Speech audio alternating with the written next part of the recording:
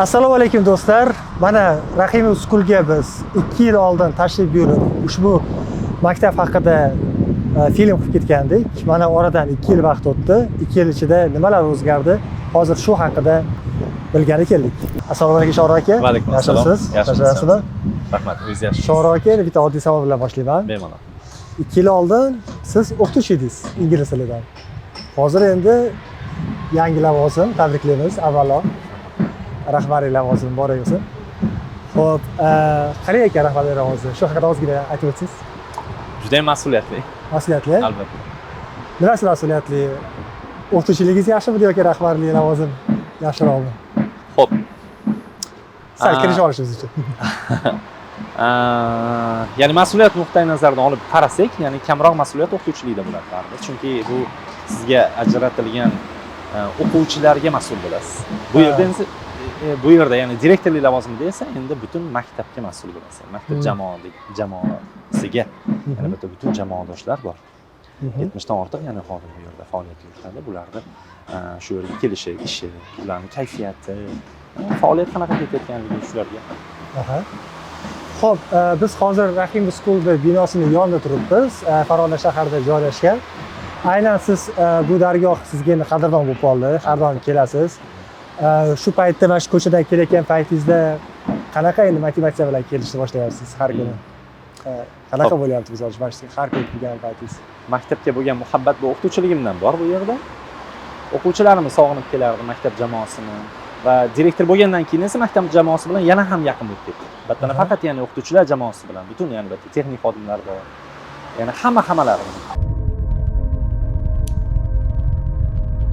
Men Hamidova Hayotxon Yo'ldoshevni 30 yildan oshiq pedagogik tajribaga ega bo'lgan boshlang'ich sinf o'qituvchisiman.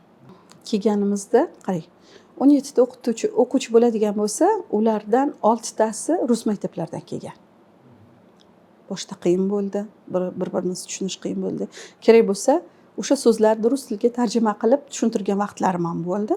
Sekin-sekin bosqichma-bosqich uni o'rgatib borganimiz sayin bolalarda tushuncha hosil bo'ldi. Hozir ular bemalol o'zbek tilida diktant yoza oladi, matn tuza oladi. Eng muhimi yozma nuqta rivojlandi. Qarang, dastlab kelganda ularda ona tilida, matematikadan bilim sifatlari juda pastda, 65-70 daraja bo'lgan, foizni tashkil qilgan. Mana yaqinda oldik. Даже 80-90 dan ham oshyapti-da bilim darajalari. Matematikadan, ona tilidan oshyapti-da. Bu eng katta yutuq deb o'ylayman menimcha.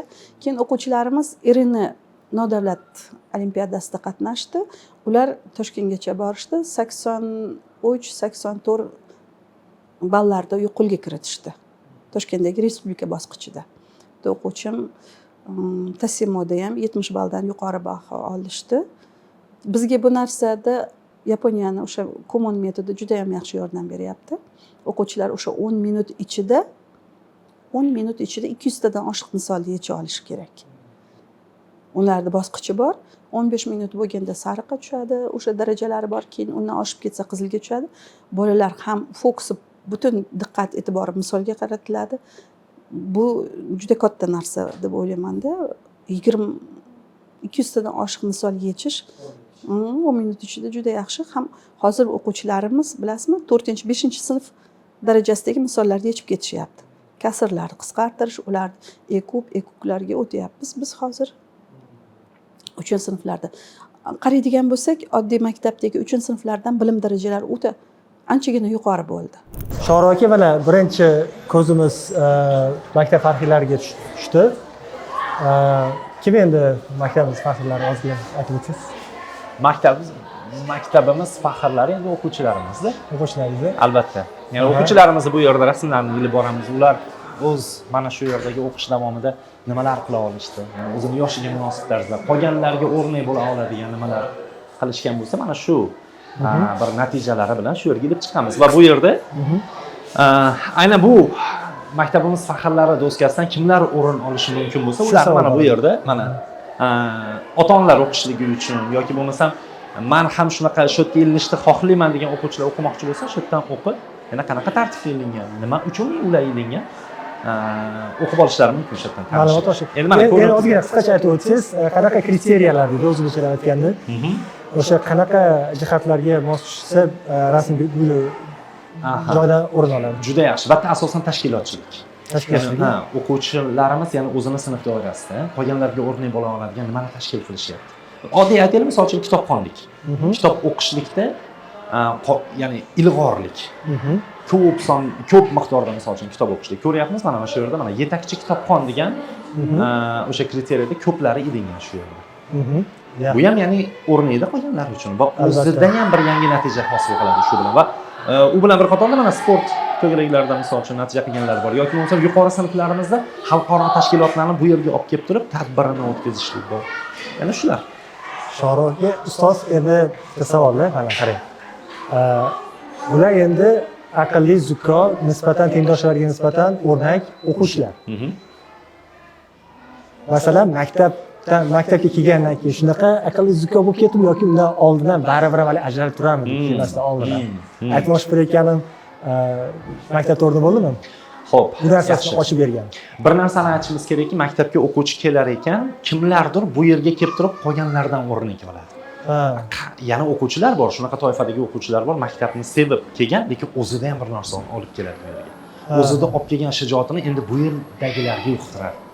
Va shularning ichidan aytishimiz mumkin, o'zi ya'ni natijakorlik bir hissi bilan kelgan, o'zida bir natijalar bo'lgan va bu yerga olib kelib turib, ana shu natijalarni yana ham yuksaltirgan, shakllantirgan o'quvchilar ham bor.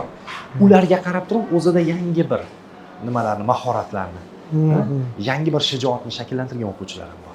Demak, atmosfera ta'sir qiladi va misol uchun oldingi atmosferasida ocha olmayotgan qirralarini bu joyda ochsa bo'lar ekan, komfort qilsa bo'lar ekan deb turib ochaveradi, to'g'rimi? Zo'r. Xo'p, endi yana ko'zingiz tushyapti yangi natijalarga. Ozgina natijalar haqida aytib o'tsangiz. Avvalgi safar o'sha suhbat qilganimizda bu yerda natijalar doskasi bo'sh turgan. Chunki unda o'quv yili endi boshlangandi. Maktab yangi ochilgandi. Va mana ikkinchi yil yakun topayotgan bo'lsa, bizda bu doska o'sha bu yangilandi hozir misol uchun. Allaqachon yangilanib ulgurdi. O'tgan o'quv yilida bu yer to'la edi. O'tgan o'quv yili bitiruvchilarining natijalari bilan. Endi bu yil bu o'quv yilidagi natijalar bor va o'tgan o'quv yilidan ham qolganlar bor. Mana ko'ryapman hozir. Ko'rganimizda ya'ni o'sha eng yuqori natijalar boshlaydi. Eng yuqori natijalar deylik, mana misol IELTS dan bo'lsa, ingliz tili IELTS da mana o'zi natija bilan kelgan. Misol uchun mana Alisher Qodirov ukamiz o'quvchimiz bor. O'zi bir natija bilan kelgan. Kelganda 7 edi IELTS. Kelganda endi bu yerda 8 qilyapti misol uchun. Va qolgan o'quvchilarimizda ham shunaqa. O'zida qanchadir bir daraja bilan kelganlari bor. Va darajasini kelib shu yerda shakllantirganlar bor. IELTS dan endi 8 gacha. O'tgan o'quv yilimizda va bu o'quv yilida esa 7,5 gacha hozir olib chiqqan bo'lsak, SAT natijalari bor mana. Misol o'tgan o'quv yilida o'quvchimiz misol Alisherda SAT da ozgina tushuncha aytib o'tsangiz, masalan bu IELTS analogi, to'g'rimi? Xo'p, SAT bu xalqona til bilan aytadigan bo'lsak, matematikaning ingliz tilida. Ya'ni o'zi mantiqqa bo'ladi bitta, ya'ni matematik mantiq savollar ingliz tilida yechiladi. Va mana shu bo'yicha mana bu o'quv yilimizda Asrorbek 1520 bo'lgan va bir qancha yana boshqa o'quvchilarimiz bu yerda o'z natijalarini ko'rsatishgan. Xo'p, Rahim School'dan men o'quvchilarni xalqaro imtihon SAT'ga tayyorlayman. Bu sertifikat bilan bolalar Amerikadagi, Kanadadagi, dunyoning top universitetlariga 100% gacha grant olishga yordam beradigan sertifikat. Hozirgacha 1500 dan baland natijalar chiqardik. 1520 maktabimiz yana 1540 natijalar chiqqan, 1530 va ko'plar 1400 ga chiqqan. O'shalar bilan ishlayapmiz, yana universitetga topshirish bo'yicha. Ular ko'proq 11lardan, ular bilan kamroq ishlashga vaqtimiz bo'lgan. Ko'proq ishlashga vaqtimiz bo'lgan 9lar bilan xudo xolasa yana kelsangiz, keyingi yillarda, shu yillarda oxirlarida yana tekshirgani kelsangiz, o'shanda natijalar bilan ulashamiz. Ustoz, mana IELTS 8 ball eng yuqorisi turibdi. O'zi 8 ball hamma olish shart degan narsa noto'g'ri, to'g'rimi? O'zi mana masalan qanaqadir raqamlar marketing deyiladi, baribir avvaliga raqamlar, baland raqamlar qo'yiladi. O'zi o'sha baland raqamlarga qarab turib harakat qilish kerakmi yoki 8 olish shart emasmi hamma? Xo'p, endi bu yerda ya'ni maqsad qanaqa? O'quvchi qanaqa maqsad qo'ygan? O'zini oldida misol uchun ingliz tilida men eng yuqori darajaga chiqaman degan bo'lsa, unda endi IELTS ko'rsatkichi bo'yicha 9. 8 ga chiqqani bu ancha salmoqli ish qildi degani bo'ladi. Lekin misol universitetlar, talab qiladimi o'zi, ya'ni man 8 olishing kerak, sen 8 bo'lishing kerak degan narsa o'zi jamiyatda misol shakllanib qolgan bo'lsa, shu narsa to'g'rimi desa, yo'q, universitetlar ham xalqaro darajadagi, misol uchun reytingda eng yuqorida darajada turgan universitetlar ham misol 7+, 7,5 darajalarni oladi. Shuning uchun bu unaqa muhim emas. Aslida. Lekin maqsadim man ingliz tili yo'nalishida, men o'zimni ko'rsataman, eng yuqori darajasini qilaman desa, unda 9 ga qarab. Ichki motivatsiyasi bo'lsa agar. Motivatsiyasi bo'lsa. Ha. O'zi shunaqa ichki motivatsiyasi yuqori o'quvchilar ko'p. Ichki motivatsiyasi yuqori bo'lgan. Yo'q, masalan, aytmoqchi bo'layotganimiz, bilasiz, IELTS 9, IELTS 8 bu resursni ko'p olib qo'yadi, vaqtni ko'p olib qo'yadi va masalan, ingliz tilida men rekord qo'yaman, 8 olaman, 9 olaman deydigan fikr bo'ladigan bo'lsa, qolgan fanlar qolib ketishi mumkin. Qolganlariga nima desa bo'ladi? Vaqt yetmay qolishi mumkin. O'shanda siz o'zingizni ingliz tili yo'nalishingizdan kelib chiqqan holatlarda o'quvchilarga qanaqa maslahat berasiz? Osil sen baland dorga osil deysizmi yoki yo to'xta qolganlari ham qolib ketmasin? Yaxshi. Me'yorda usha deysiz. Bunda o'quvchilarimiz o'zi maqsad qilgan o'sha oliygohlarga, ya'ni qaysi oliygohni maqsad qilyapti? Va ana shu yerga misol uchun aytaylik, asli darajasi misol biz suhbatimiz jarayonida bilyapmizki, misol 8 dan baland, IELTS da yuqori deylikda, lekin 7,5 chiqib qoldi. Ha, uni yo'q, sen yana harakat qiling 8 dan ko'tarasan deyishligimizga hojat yo'q, keragi yo'q masalan. Chunki endi u ortib qolgan vaqtini, energiyasini u boshqa zaruriy misol fanlarga, ya'ni universitet tomonidan yoki misol boshqa har qanday o'qishga sarflasa bo'ladimi? Yana o'shani misol IELTS o'qiyotgan bo'lsa, 8 chiqmay qolgan bo'lsa, uni o'qib yana men 8 dan ko'taraman deyishlik u men ustoz sifatida ham uni tavsiya qilmayman. Chunki undan muhim boshqa narsalarga ham energiya ortish kerak baribir. Yetish kerak. Yetish kerak. Taqsimot to'g'ri bo'lishi kerak. Ustoz endi mana masalan, o'z tushunasiz, kerak bo'lsa 35-40 yoshda ham o'zini o'rnini topolmayotganlar bor. Har xil sohalarda, bilasiz o'sha polkovnik Sanders ham 75-65 yoshda milliarder bo'lib ketgan, o'zini o'rnini topganini boshqa. Endi 15-18 yoshli bola, siz aytdingiz-ku, maqsadidagi qaysi o'qishga kirish maqsadida kelib chiqdi. Hali u shaxs bo'lib shakllanmagan bo'ladi. Qanday maqsadini biladi? Maqsadini yana qanday biladi? Bu juda ham to'g'ri savol. Misol maktabga o'quvchilarni olib kelayotgan ota-onalar, misol uchun 6-sinfdir, 7-sinfdir, ya'ni mana farzandim bunaqa bo'ladi deb aytishadi. Ya'ni mana bu kasbni tanlaydi, mana shu yo'nalishda ketadi deb aytsa, biz ota-ona bilan suhbatda men o'zim ham bevosita aytamanki, bu sizni, ya'ni xohishingiz. Lekin o'quvchini maktabda o'qitar ekanmiz, misol uchun uni ota-onasi olib kelib, misol yurist bo'ladi degan bo'lsa, u sohasini boshqa, ya'ni aniq fanlarga o'zgartirib borgan joylar bor yoki aniq fanlarda mana matematika soatlari sizlarda ko'p ekan deb qiziqish bilan kelgan bo'lsa, 1 yil o'qib turib, "Yo'q, men boshqa sohada ketaman" deganlar bor. Fikr o'zgaradi. Albatta, qanday o'zgaradi desa, o'qituvchilarning roli albatta juda muhim. Misol uchun ingliz tili ustozi bo'lsam, menga qarab turib chet el orzusida yashayotgan odam, misol boshqa fan ustoziga kirsa, misol uchun biologiya fanimizga kiradigan bo'lsa, ustozning mehri sabab, ustozning munosabati sabab u, ya'ni ichidagi bir haligi nima deydi, ko'milib turgan qiziqishni topa olishi ham mumkin-da. Ya'ni men endi men doktor bo'laman deyish mumkin. To'g'ri. Shuning uchun u jarayon bunda o'z so'zini aytadi. Jarayon muhit, bundoq qaraydi. Misol, nafaqat ustozlar, balki batga yig'ilgan sinfdoshlari, akalari, opalari yuqori sinfdagi ham. Ular uchun bitta stimul bera oladi.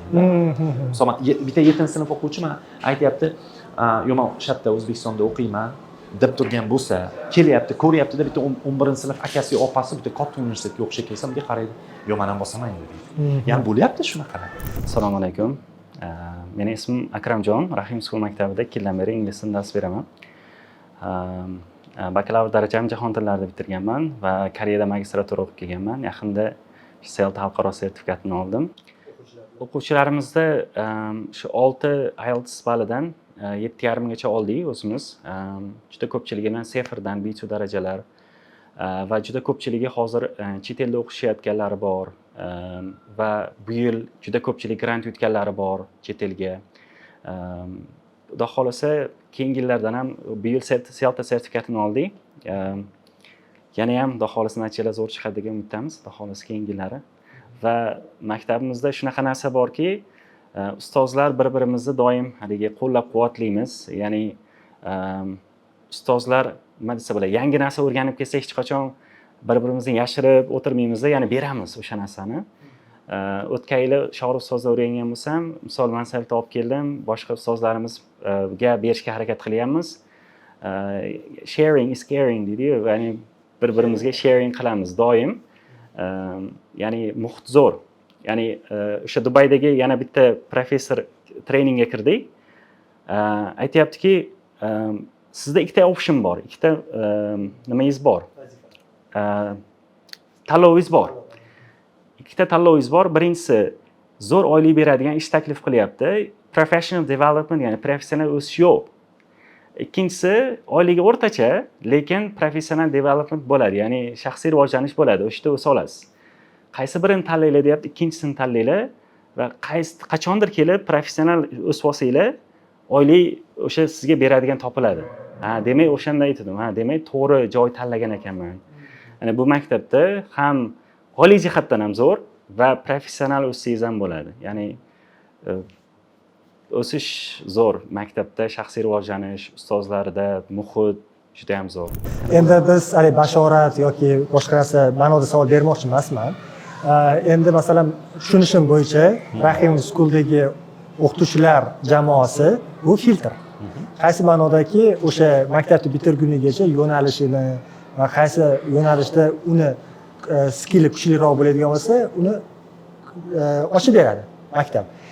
Va endi aynan maktab ochib bergan yo'nalish, maktab aytib bergan ixtiyor orqali o'sha yo'nalish bilan o'quvchi ketadigan bo'lsa, o'qishga kiradigan bo'lsa, u qanaqadir yo'lini topadi deb ayta olsak bo'ladimi? Va o'sha masalan keyingi bosqich deylik, universitet bo'ladimi, balki universitetga topshirmas. Keyingi bosqichda qanday tushuntiramiz, maktabni ko'magiga yordam bergan bo'larmidi demoqchiman. Maktabni filtri to'g'ri chiqqanmi degan ma'noda. Yaxshi, xo'p. Bunda biz aniq, ya'ni kafolat bera olmaymiz, lekin prognoz, xudo kelajakni ko'rasiz. Ya'ni O'zbekistonga qarayapmiz, O'zbekistonga qanaqa kadrlar kerak degan savol battada, ya'ni ko'ndalang turadi. Shu savol turadi batda. O'zbekiston mana bu kelajakda dunyoni ko'ryapmiz, qanaqa voqealar bo'lyapti-da va bizda kelajakda qaysi soha vakillari zarur? O'zbekistonda qanaqa resurslar bor? U resurslarga qanaqa ishchi xodimlar kerak, qanaqa mutaxassislar kerak? Shundan kelib chiqib turib, ya'ni Rahimov School'da ham matematika fani soat ko'paytirilgan va bu majburiy fan. U misol men ertaga doktor bo'laman degan o'quvchi ham yana buni o'qiydi. Nimaga deganda hech bo'lmaganda o'zini blogida 3-nimasida ham blogida ham bor, majburiy fan sifatida mavjud. Yoki o'sha aytganimdek hali ximiya o'qib yurgan bir vaziyatda u o'zini yo'nalishini o'zgartirishi mumkin. Nimaga biz matematikani soatini ko'p qildik? Nega deganda bu aniq fan bilan bog'liq bo'lgan sohalar keng. Muhandislikning barcha turli aniq fanlarni talab qiladi. Bu O'zbekistonga muhandislar kerakmi? Kerak. Albatta, aktual. Va bu ya'ni bizni, ya'ni nimamiz, visionimiz. Kelajakda yana shu soha vakillari kerakligi uchun kelinglar. Aniq fan o'qitaylik. Chunki bu yo'nalishda bizga kadrlar kerak, ertaga mutaxassislar kerak deymiz. Shu maqsadda ilgari suryapmiz. Ichida nechta o'quvchi bitirgizadigan bo'lsak, qanchadir sonlari shu yo'nalishda qat'iy qolsa, biz shundan xursand bo'lamiz. Nega deganda ertaga aytish mumkin-da, bir ustozimiz aytardilar. Ertaga meni otam ham mana shu sohaga majbur qilganda balki men ham o'qirdim degan haligi afsus bo'lib qolmasin o'quvchida. Keyin biz ko'ryapmiz, bilyapmiz, kelajakka bir nima qilyapmiz, ya'ni qanaqa mutaxassis kerakligini biz hozirdan ya'ni ko'ra olgan deb bo'lyapmiz. Aniq ko'ryapmiz deya olmaymiz. Ya'ni atrofdagi davlatlarga qarab turib, bo'layotgan hodisalarga qarab turib, ya'ni mana shu mutaxassislikka bizda ertaga muhtojlik bo'ladi. Shuni tanlagin deb aytyapmizmi? Shuni tanlaydi. Ketdi. Ertaga yo'lini topib ketadimi desa, ya'ni biz topib ketishdan umidvormiz. Mabodo topa olmasa-chi desa, aniq fanlar yo'nalishini o'qigan o'quvchi boshqa sohalarni ham qilishligi mumkin-da. Chunki bu ya'ni qiyin fanlar bular. Ingliz tilini bilib oladi. Mantiqiy fikrlashni, matematikani biladi, mantiqiy fikrlashni biladi. Shu bilan bir qatorda qolgan fanlarni ham o'rganyapti. Ertaga u o'zini, ya'ni boshqa yo'nalishda bo'lsa ham nonini topib keta oladi. Nima fundament bo'ladi demoqchisiz. Albatta. Xo'p, ko'ryapman, telefonlar topshirilar ekan, gadjetsiz. Siz ham bunga plyus qaraysiz. Albatta. Keyingi yildan eshitdim, shu gap rostmi? Butunlay telefonlardan voz kechmoqchi ekansizlar. Xo'p, telefonlardan voz kechishni boshladik. Men o'zi Rahim School o'zi boshlanish missiyasidayoq gadjetlarni bu yerda olardik. Lekin qanaqa tartibda desa, undan ham bo'lardi, ba'zi bir misol o'quvchilarda yana olib kirib ketish holatlari bo'lardi. Garchi biz bitta taqillaymiz-ku, yana olib kirib ketish holatlari bo'lardi. Endi mana 2026-yilda 1-aprelidan boshlab yangi gadjetsiz maktab tizimi joriy qilindi. Gadjetsiz maktab. Bu nimani bildiradi desa, ya'ni biz o'quvchilarimizni gadjet ishlatishlariga cheklov qo'ymoqchimiz. Cheklov. Ya'ni hozircha maktab hududida. 1-sentyabr yangi 2026-27 o'quv yilidan boshlab uylarida ham ishlatishni istamayapmiz.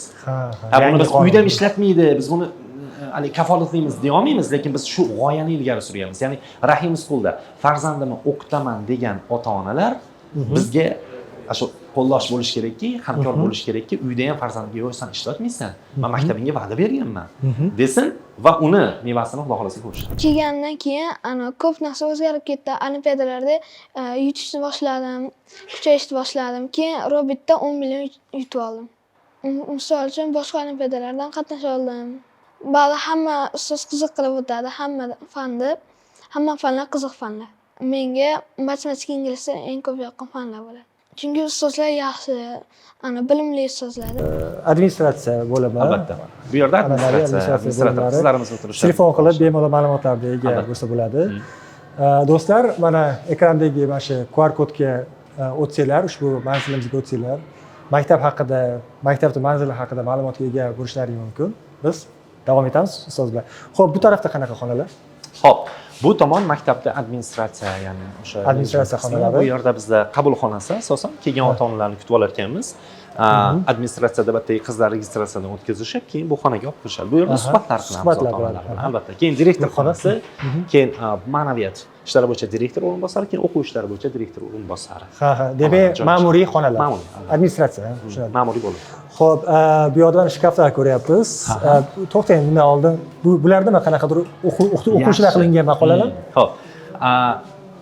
Ustozlarimiz mana shu yerda mana qarangda, biz matematika fanlari ko'p deb aytdik. Ya'ni matematika soati ko'p deb aytdik maktab. Nisbatan. Qolgan fanlarga nisbatan matematika soati ko'p, lekin mana bu doskaga qarasangiz, matematikaga oid narsa yo'q. Tarix. Bu yerda ya'ni o'sha mana bu ilmiy fanlar, ya'ni biologiya va kimyo ustozlarimiz tomonidan tashkillangan kun, ya'ni o'sha biologiya sog'lomlashtirish kunlari o'tkazilgan paytda, ya'ni ustozlar o'z fani doirasidan kelib chiqib turib bitta kunlar tashkillashadi. Misol, tarix kuni bo'ldi yaqinda, misol uchun Amir Temurni shu tug'ilgan sanasida bitta chiroyli tadbir tashkilladilar, ustozimiz tashkilladi. Buni ham biologiya va kimyo ustozlarimiz tomonidan tashkillangan, yaqinda bo'ldi shu. Ha. Demak, bu anons ekanda, haligi nima, ko'rgazma doskasi. Ko'rgazma doskasi. O'zi bu maktabda asoschisi Aziz Rahimovni oldin tanirdim. Ularga havas qilardim. Keyin yana bir ikkita mashhur odamlar ishida o'qishini eshitganman. Ya'ni ingliz tili ustozlar. Shuning uchun yaxshi maktab bo'lsa kerak deb, keyin Farg'onada ochilgan, o'sha yerga kelganman. Bu yerda avvalo ustozlar, chunki bu yerda hamma ustozlar samimiy, do'stona, o'quvchilar bilan bemalol biz ular bilan bemalol muloqot qila olamiz, yaxshi munosabatlar o'rnata olamiz. Keyin ta'lim, ular yaxshi ta'lim berishadi, yaxshi sifatli ta'lim berishadi va yaxshi usullar bilan o'rgatishadi. Yaxshi, shkaflarimizda o'shani ham aytib o'tganmiz, ya'ni qulflar yo'q mana. Ya'ni shkaflarni xohlaganini ochishingiz mumkin-da. Nazorat uchun. Va bu nima uchun desa, o'quvchilar orasida o'zaro ishonch shakllanishi uchun. Ya'ni kelyapti qulfsiz. Sheriginikiga tegmaslikni ichidan o'rganish kerak. Qulf borligi uchun emas. Qulf borligi. Shuning uchun qulflar o'rnatmaganmiz. Xo'p, keyin ketamiz. Bu yerda qanaqa majlis xonasiga o'xshagan? Xo'p, yaxshi. Bu yerda tashkil qilgan narsamiz, podium deymiz yoki bo'lmasam o'sha galereya deb aytishimiz mumkin. O'quvchilar o'z ustida ishlash soatlarida bitta o'zaro suhbatlar, debatlar tashkillashi mumkin yoki qanaqadir tadbirlar bo'lsa, mana shunda chiqib berishlari mumkin. Ya'ni auditoriya qilib yig'ib o'quvchilarni, sinfdoshlarini shu yerga. Jonli auditoriyaga test. Test qilishadi. Zo'r. Ustoz, rasmga ko'zim tushdi. Bu nima degan? Kitoblar. Xo'p, bu yer kutubxona. Ichkari xona va mana bu yerda o'qiganingizdek maktabimiz kitobxonalari bor. Hozir yana bitta ikkita rasmlar ko'rsatib o'taman shu bo'yicha. Va bu yerga ikkita o'quvchimizni surati yopishtirilgan. Nima maqsadda deyilsa, ismlari bilan mana Isroil va Fotima, Rasuljon va Madina va yonida kitoblar. O'qigan kitob. Bo'yi barobarida kitob o'qish challenge. Challenge. Bo'yi barobarida kitob. Endi qarang, har bitta kitoblar o'zini o'sha nimasi muqovasi qalinligida bir xil. Albatta, ya'ni kitobni o'z qalinligida qo'yib ketilgan. Shuni ko'tarib borishyapti, ya'ni bo'yi barobar. Nechta kitob bo'lib ketadi? Bu ham o'sha, ya'ni kitobxonlikka bo'lgan targ'ib. Bo'yi o'sib ketaversa-chi? Bu ham ko'tarib ketaveradi kitoblar. Kitoblar ko'tarib ketaveradi. Zo'r. Demak, bo'yi pastlarini qo'yganmisizlar yoki Yo'q, yo'q. Rosa Voy, pastlar emas endi suratda shunaqa ko'rinyapti. Hozir o'qishni o'zini ko'rsatgan. o'zi yaxshi bu yaxshi zo'r. Xo'p, bu yoqda shifokor xonasi bor ekan. Bu yoqda shifokor xonasi. Shifokor xonasi. Xo'p, ketaveramiz. Sinf xonalar. Sinf xonalar haqida dars bo'lyapti menimcha. uzra bu boshlang'ich sinf xonalarda ishlasam. Ha. Farzandlarimni kutuvlarim yuqori, juda ham yuqori, yaxshi. Endi bu maktab ahlini shu ustozlarni avvalambor mehnati bilan bo'ladi-da endi. Biz qo'limizdan kelgan narsa shu to'g'ri dargohni topib berganimiz. Mana shu joyda o'zi kerakli, o'zini bolani har bitta farzandimizni o'z vaqtida olish kerak bo'lgan ilmini o'z vaqtida shu to'g'ri ustozlarni qo'liga bersak, o'zi yo'l-yo'lakay sekin albatta yuqori natijaga erishamiz. Mana hozir 26-yil bo'lsa, 25-26-yil ikkinchi sinfga bergan bo'lsam, lekin o'g'lim o'zini aytishi bo'yicha ustozlarni ham aytayapti, 4-sinf matematika programmalarini o'rganishyapti ekanda. Olimpiadalarda ishtirok etdi, ingliz tilidan ham yaxshi yuqori balla oldi, pul mukofotlari oldi, velosipedlar yutib oldi. Matematikadan ham respublikada yaxshi natija ko'rsatdi. To'g'ri, yuqori 10 talik kirolmagan bo'lsa ham, lekin o'shalar orasida bo'ldi. Borib harakat qildi-da, avvalambor harakatni. Endi xudo xolasa bu maktab ingliz tili, matematika o'zini qiziqishlariga qarab turib yaxshi o'rgatyapti. IELTSdan kamida 6,5 balldan kichkinasiga rozi bo'lmaymiz. Matematikada ham imkoni boricha ilm darajasi yetgancha o'rganib o'zini bilimini oshirsa, matematika bu hamma fanlarda otasi hisoblanadi deymiz. Ustoz, mana kutubxonaga kiryapmiz. Mana kitobni hidi uryapti birinchi o'rinda. Masalan, maktab bo'ladigan bo'lsa, maktab tizimi bo'ladigan bo'lsa, maktab tizimimizda aytingiz aniq fanlar bor, matematika bor, ingliz tili bor, dastur bor demoqchiman. Endi mana masalan siz aytayapsizki, kitobga men ham o'zim qiziqtirib ko'rganman deyapsiz. Bunda bu kitobga javob beradigan bo'lim alohida bormi yoki bo'lmasa hamma ustoz individual kitobga qiziqtiradi? Ha, yaxshi. Hamma ustozdan o'rnak oladi o'quvchi. Ustozdan o'rnak olar ekan, ustozni xarakterini o'zida shakllantiraman deydi. Ustoz aytgan o'sha tavsiyalarga amal qilish ortidan u fan ustozidan ham, ya'ni o'rnak olib turib o'quvchi kitob boshlab olishi mumkin. Ya'ni bu hayotiy tajribamizdan, shu yerda maktab tajribamizdan kelib chiqqan ayta olaman-da. Ya'ni menga bitta ustoz o'quvchi kiryapti-da, kitob haqida gapirsak, matematika ustozi mana bu kitobda aytdi deyapti. Ustozdan o'rnak olib o'qishni boshladi.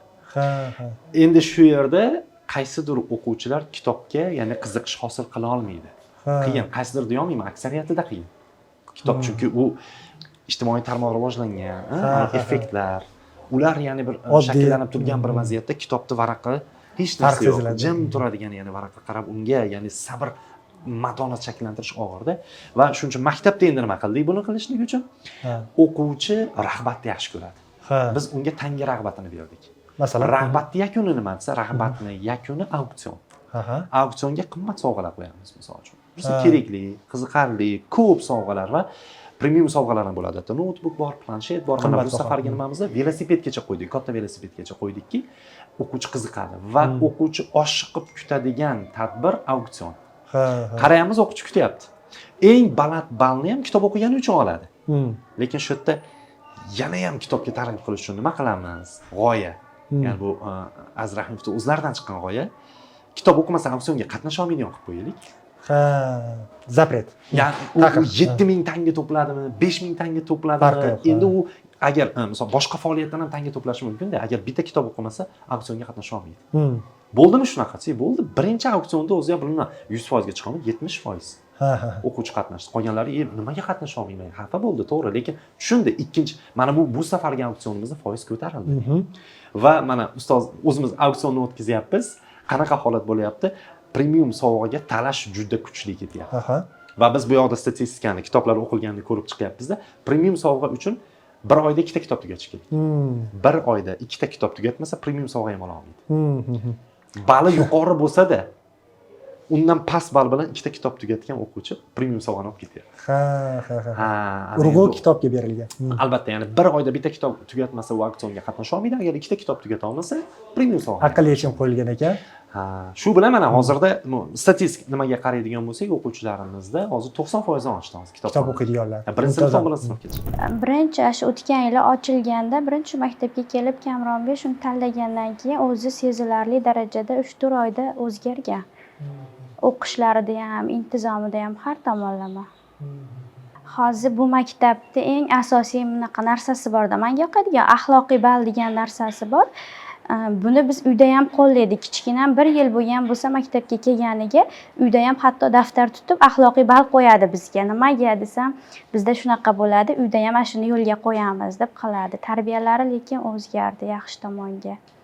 Endi mana masalan siz aytib o'tdingiz, o'quvchilarda kitob o'qimaganlar bo'yicha premium sovg'a ola olmaydi, cheklovlar bo'ldi dedingiz. O'quvchilar o'rtasida cheklov va qanaqadir kitobga bo'layotgan nazorat kuchli. Tizim bo'yicha demoqchiman. Endi o'qituvchilarda ham shunaqa motivatsiya bo'yicha, endi siz rahbarsiz, endi bu savolni sizga bersam bo'ladi. Xodimlaringiz o'rtasida, xodim emas, endi hamkasb bo'ladimi? Shular o'rtasida ham raqobat bormi? Va nazorat bormi? Va ular o'quvchilarga o'xshab turib ham mana masalan o'sha futbolda misol uchun zamena deyiladi. Zaxira o'rindiqi. Qanaqadir o'yini chiqmasa yoki nimadir bo'lmasa, kursi qimirlab qoladigan. Mana almashtirib yuboradi hozir. Shunaqasi bor. Zaminada bor, mana almashtirib yuboradi degan narsa. Qanaqa o'yin topilgan? Yaxshi, xohlaymizmi yo'qmi hayotda hamma ya'ni bir xil bo'la olmaydi. Ya'ni hamma uzun ustida ishlaydi, hamma harakatchan deyolmaymiz-ku. Va o'qituvchilar orasida ham bo'ladi. Qanaqa o'zini ichki motivatsiyasiga ega bo'lgan. Unga birov hali turtishini keragi yo'q. O'zi bilib ketaveradi. O'zi ya'ni o'sha mehrini beradi. O'zi bolalarsiz tura olmaydi. O'zi maktabdan keyin o'sha nima rasmiy soatlar tugagandan keyin ham qolib birgalikda ishlaydi-da. Kun kecha bitta ustozimizga tashladim. O'zlari ya'ni hozir bir o'sha nima sabab, ko'ngilsiz hodisa sabab biroz oyoqlari lat yegan holatda-yu, men kirib o'sha maktabni kuzatayotgan bir vaziyatimda qarab qolyapman-da. Dars tugagan. Soat 7 bo'lyapti, kechqurun. Soat 7 bo'lyapti. Qo'ltiq tayoqni qo'yib qo'yib, o'quvchilar bilan o'tiribdi-da, bitta ishlab. Men aytdim, ya'ni shukrki mana shunaqa ustozlar bor. Va mana shularning yo'lini hammaga, misol uchun so'raymiz, ya'ni Xudodan so'raymizki, bersin shunaqa qilib. Ustozlarimiz hammalari, ya'ni men hozir bitta misol keltirdim bu yerda. Hammalari shunaqa harakat qilishadi, darsdan keyin qolib ham o'quvchilar bilan ishlashlikka. Bu ichki motivatsiyasini nechadir foizlarda alanga olgan bo'lsa, biz uni 100% alanga olishligiga ham zamin ishlab chiqdik. Ya'ni qanaqa? Desa, hozir aytdik-ku, yana o'quvchilar uchun tanga ishlab chiqilgan, o'qituvchilarga ham ishlab chiqdik. Masalan, o'qituvchilarga ham tanga, xuddi shu tangani o'qituvchilar tangasi to'playdi. O'qituvchilar o'zlarini ya'ni qilayotgan amali uchun, ya'ni o'quvchilar bilan ishlashlik, qo'shimcha ishlashlik, o'zini ustida ishlashlik, treninglarda qatnashishlik. Misol uchun O'zbekistonda shatda trening, o'zini hisobidan xalqaro treningda qatnashish, ya'ni treningda qatnasa uni ham 50% biz to'lab beramiz. Ha, to'lab berasizlar. O'zimiz to'lab beramiz. Ya'ni shunaqa narsalarda qatnashib, o'zini ustida ishlar ekan ustoz, o'quvchilar bilan vazifalarni berib nima deydi, qoldirmasdan ishlab borar ekan, tangalari to'lib ketaveradi va oxirida, o'quv yilining oxirida auksion ustozlar uchun bo'ladi. Unda qanaqa sovg'alar desa, ancha premiumda ham bir yuqori sovg'alar qo'yiladi. Uy ham bor. Eng qimmati nima masalan? Endi hali uygacha yetib bormadik, nasib qilsa unga ham yetib boramiz. Mashinagacha ham yetib boramiz, hali ungacha bormadik, lekin ayni damda yana o'qituvchini xursand qila oladigan, misol uchun aytaylik, eng so'nggi texnologiyalardan, misol uchun Apple mahsulotlaridan bo'lishi mumkin, misol uchun iPhone 17 bo'lishi mumkin. Qimmat gadjetlar. Qimmat gadjetlarda. Bular ham endi ya'ni ularga bu katta qiziqish, ya'ni katta rag'bat bo'ladi ustozlarimizga. Bu ya'ni butun tizim bo'yicha ishlab chiqqan narsamiz. O'zimiz ya'ni hamkasb o'laroq ustozlar bilan nima tashkil qildik? Mana 3-bosqichini endi o'tkazamiz. Zakovat. Kitob qo'yamiz. Hamma kitobni o'qiydi, jamoalarga bo'linamiz, zakovat o'ynaymiz va unga ham sovrin. Mana shuncha miqdorlik voucher kitob magazinga borib kitobga almashtirib olish. Farzandlarimiz o'zi alhamdulillah o'zi yaxshi, odobli edi. Shu paytgacha hamma farzandlarimdan faqat yaxshi, boshqa maktablarda ham yaxshi, ijobiy xulosalar eshitganmiz o'qituvchilar, sinf rahbarlari tomonidan. Bu endi avvalo Allohdan. Lekin shu bu yerga kelgandan keyin biz aynan shuning uchun Rahim School'ni tanlaganmiz-da. Ya'ni bu yerda o'sha tarbiya darslari bizga bu xuddiki yordam bo'lganda. Biz dadasi ikkalamizga mana shu narsa bolani yana ham demak o'sha iymonli, tarbiyali, odobli, mas'uliyatli o'sha jamoada ishlash malakasi, o'qituvchilar va do'stlarini o'rtasidagi o'sha yana ham haligi muhitni yarata olishini shu yerda shunaqa maktab deb o'yladikda, shunga tanladik. Endi o'zgarish qanaqa sezdik? Yana ham ko'proq dars qilishni boshlashdi. Chunki avval aytganimdek, bular dars qilmasa ham yaxshi baho olib kelishayotgan edi-da maktabda. Keyin bu yerda mana alohida ustozlardan hozir fan o'qituvchilarini ham yana aytib o'taman. O'sha tarbiya ustozlarim Muhammadjon domlaga, arab tili ustozlariga, o'zimizni oilamiz nomidan yana cheksiz minnatdorchiligimizni bildiramiz. Ular bizga yordamchi bo'lishyapti-da. Aynan o'sha oiladagi qadriyatlarni bu maktab ham xuddi bizga yordamchi bo'lgandek, bizga haligi yana ham yaxshiroq farzandimizni yo'naltirishga, o'sha biz xohlagan salohiyatga, odobga, o'shanday haligi iymon e'tiqodli bo'lishga bular yordam beryapti maktab qaysidir ma'noda. Ya'ni tarbiya masalasida ham shuning uchun hali bitta qushda ikkita qanotida, oila, ota-ona bitta qanot bo'lsa, maktab ikkinchi qanot. Bitta qanot bilan farzand hech qachon ucha olmaydi-da.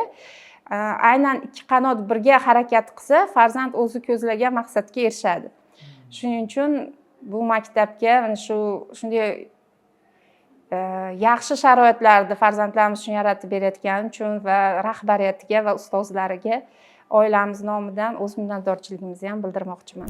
Ustoz, hozir sinfda nechta bola bor o'rtacha? Xo'p, sinfda 18 da 20 ta. Xo'p, 20-22 ta. Xo'p, 22 ta bola. Xo'p. Mana masalan, ba'zi bir an'anaviy maktablarda ko'rasiz, ustozda agressiya bo'ladi. Qaysi ma'nodagi tolqish, charchash va oilaviy muammolar va buni xohlaysizmi, yo'qmi, kayfiyati bolalarga ta'sir qiladi. Ayniqsa yosh bolalarga. Aytmoqchi bo'layotganim, savol shunaqa. Agar masalan maoshi baland bo'ladigan bo'lsa ustozni va sharoiti, vaqti hamma taraflarda siz aytgandek erkinlik bo'ladigan bo'lsa, bu avtomatik tarzda har bitta bolani teng ko'rib, har bitta bolaga simpatiya beraladimi ustoz? Va bu agressiya narsa bu nima deydi, yonmaydimi demoqchiman.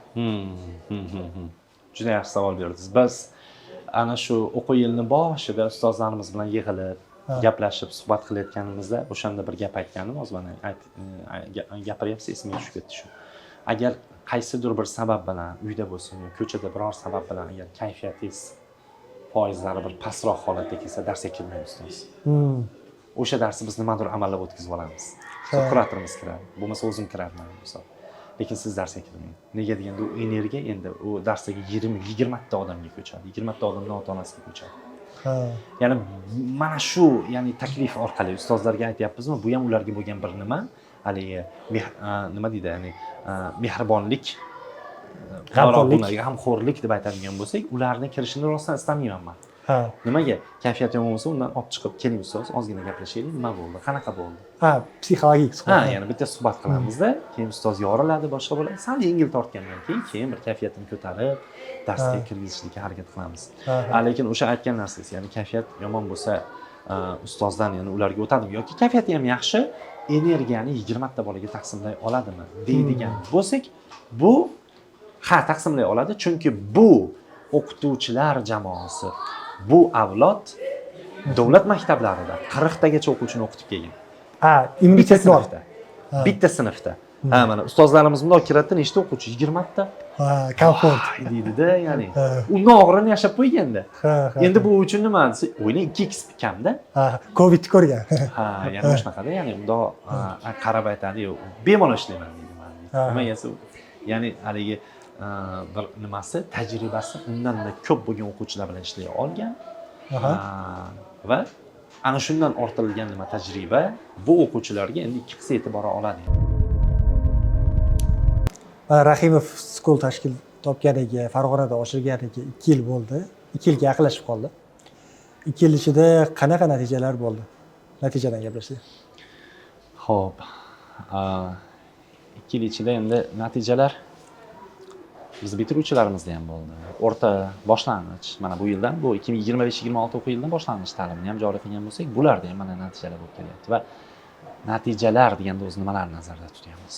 Natijalar deganda mana misol 2 yil ichida o'quvchilarimizni xalqaro universitetlarga va shu bilan birgalikda ya'ni o'zimizni ya'ni mahalliy universitetlarimizga qabul qilinishi bu ya'ni bitiruvchilar deyarli nechta son o'quvchi bitirayotgan bo'lsa shu bitiruvchi soniga to'g'ri keladi, ya'ni teng keladi.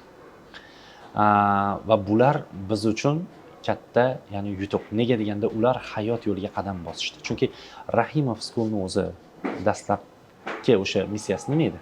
Bilimli, vijdonli, mehnatkash o'quvchilarni tarbiyalash. Ularni o'sha mutaxassis bo'lib shakllanishi uchun shu bir turtki berib, maslahat berib, yo'nalish ko'rsatish edi. Va mana shu yo'lda o'quvchilar o'zlari o'sha yoqtirgan yoki bo'lmasa o'sha bizni ustozlarimiz tomonidan, maktab jamoasi tomonidan tavsiya qilingan universitetlarga topshirib qabul qilinishlari bo'ldi. Va bular mana bu o'quv yilimizda aytaylik 36 ta bitiruvchimiz bo'ladigan bo'lsa, mana o'sha 11-sinflar bitiruvchilari va hali yil yakunlanmasdan turib, hali misol uchun o'sha xalqaro deylik mahalliy universitetlarning qabuli hali ba'zilarniki ochilib ham ulgurgani yo'q, ya'ni o'quv yilimiz yakunlanmasdan turib 36 ta o'quvchilardan 32 tasini oliygohlarga qabul qilinishi bu ya'ni xursand qiladi odam. Va o'tgan o'quv yilimizda xalqaro reyting bo'yicha gaplashadigan bo'lsak, misol dunyo reytingida 43-o'rinda turadigan universitetga o'quvchimizni qabul qilinishi, to'liq 100% grant asosida qabul qilinishi bizni qanchalar xursand qilgandi. Bu o'quv yilida esa Farg'ona filiali, Rahim School Farg'ona filialimiz bunda rekord qildi deb ayta olamiz. Chunki dunyo reytingida 32-o'rinda turadigan universitetga o'quvchimiz 100% grant asosida qabul qilindi. Bu qachon bo'ldi? Yaqinda? Bu yaqin mana shu, shu aytaylik bu 2 hafta 3 hafta oldin, ya'ni natijalar chiqdi deylik. Xo'p, mana sizni ko'rib turgan ota-onalar, sizni ko'rib turgan barcha tomoshabinlar, o'quvchi, ustoz, shogird, yangi o'quvchi bo'lmoqchi bo'layotganlar kelmoqchi bo'lsa, shaxsan o'zingiz qabul qilasiz, eshiklar ochiq va masalan yil 12 oy o'tsa bo'ladi. Faqat keyingi chorakdan keyingi shart emas, to'g'rimi? Yo'q, o'quv yili davomida, ya'ni o'sha yil 12 oy davomida qabullarimiz ochiq. Bemalol kelib, albatta bitta qatnashib, suhbatlarda o'zimiz bo'lamiz, direktor sifatida o'zim suhbatda qatnashaman. Qanaqa savollar, qo'shimcha savollari bor? Men hozir yana suhbatimiz davomida nimalarnidir ochib bera olmagandirmiz. Qaysidir savollar ochiq qolib ketgandir. Albatta javob olasiz. Balki kimnidir ichida yana boshqa savoli bor. Qaysidir joylarda gapirgan gaplarimga argumentlar bor, qarshiliklar bor va bularga biz doim ochiqmiz. Hali aytganimizdek, fikr har yerdan keladi. Ijobiy fikr bo'lsa olishga tayyormiz. Uni olamiz. Ya'ni qo'sharmiz, qaysidir joyda o'zgarish qilarmiz, ota-ona bilan hamkorlikni boshqacha qilarmiz. Ya'ni bunga tashrif buyursalar, ota-onalarimiz, o'quvchilarimiz bilan biz bundan faqat xursand bo'lamiz. Suhbatlar qilamiz. Va qabul tartiblarimiz albatta bu yerda aniq, suhbat asosida, test asosida qabul qilamiz o'quvchilarni. Eshigimiz doim ochiq. Do'stlar, mana bugun dasturimizda Rahim School'da 2 yildagi natijalari to'g'risida yetarlicha gaplashdik. Sho'roga sizga katta rahmat. Siz aytgandek qimmatli vaqtingizni aytib, shu bir necha soat davomida bizga va tomoshabinlarga ma'lumotlar berganingiz uchun katta rahmat. Bu albatta manfaatli bo'ladi deb o'ylaymiz ko'pchiligiga. Va endi ayta olmayotgan qanaqadir fikrlaringiz qolib ketgan bo'lsa, ota-onalargami, o'quvchilargami, umuman jamiyatga kimga bo'lsa, 2 og'iz gapingiz bilan xayrlashamiz. Rahmat Jamshid. Rozimiz albatta. Bugungi bo'lgan suhbatimiz manfaatli bo'lsin. Ota-onalarga, o'quvchilarga va jamoat a'zolariga, hammalarga manfaatli bo'lsin deb aytamiz. Biz nima derdik? Bir pedagogmiz. O'quvchilarimizni yuksak natijalarga erishishi va mana shu jamiyatimizni, millatimizni dunyo arenalarida yanada, ya'ni akademik jihatdan bo'lsin, yuqori marralarga ko'tarishligiga bir xizmat qilayotgan o'sha yerda bir xizmatchi ekanmiz. Hamma, ya'ni xususiy maktablar qatori bunga doim tayyormiz va biz ota-onalarga, mana ko'rganlarga nimalardir bera oladigan bo'lsak, suhbatimiz davomida shularni anglagan bo'lsangiz yoki qanaqadir savollar qolib ketgan bo'lsa, bemalol maktabimizga tashrif buyuring. Suhbatlarda bemalol maktabimizga tashrif buyuring, suhbatimiz maroqli bo'ladi. Do'stlar, maktab haqida batafsil ma'lumotlarni o'sha ekraningizdagi mana shu QR kodlar orqali o'tib, manzillarga o'tib, maktabning manzili, joylashuvi, bular haqida ma'lumotga ega olsanglar bo'ladi. Sho'ro akam aytib o'tgandek, suhbatda ochilgan va ochilmagan mavzularni ushbu manzil orqali o'tib olishlari mumkin bo'ladi. Hammaga xayr, ko'rishguncha. Rahmat. Assalomu alaykum.